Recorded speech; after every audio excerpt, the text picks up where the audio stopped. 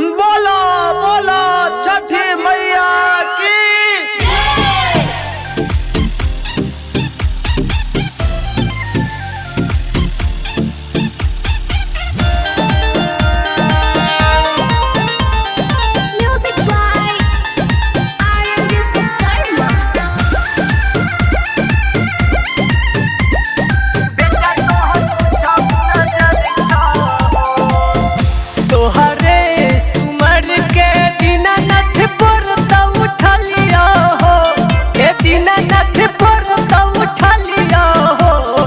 दीनानाथ हमारो पर रहियो तू सहाय मेरा बुधिया बेटा तोहर कुछ न जाने छहो। हे दीनानाथ हमारो पर रहियो तू सहाय मेरा बुधिया बेटा तोहर कुछ न जाने छहो।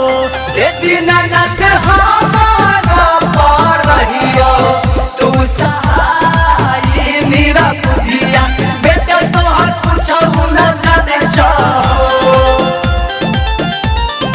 बेटा तोहर कुछ न जाने छहो।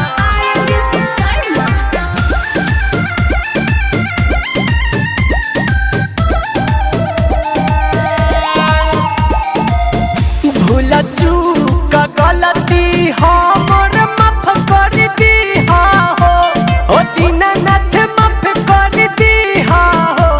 ओ दीनानाथ सुपवा लेके भेलियो हम खार रखिया हमर खुशी खुशी लिहा हो।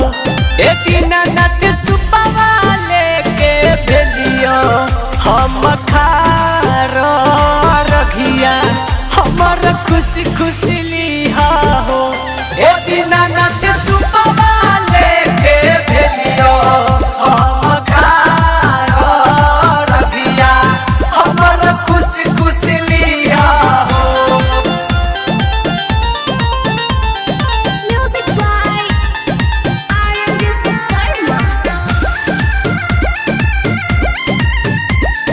बेटा तोहर कुछ न जाने छहो।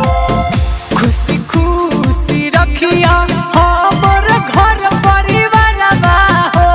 ए दीनानाथ घर परिवार बा हो। ओ दीनानाथ साले साले करबो तोरे पूजा नवा रखिया हमर हंसी खुशी लिहा हो।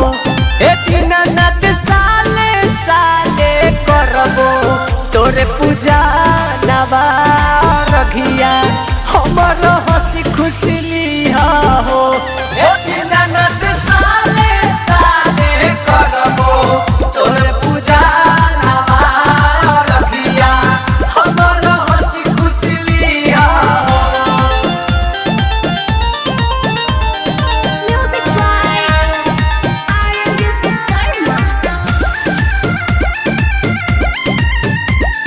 बेटा तोहर कुछ न जाने छहो।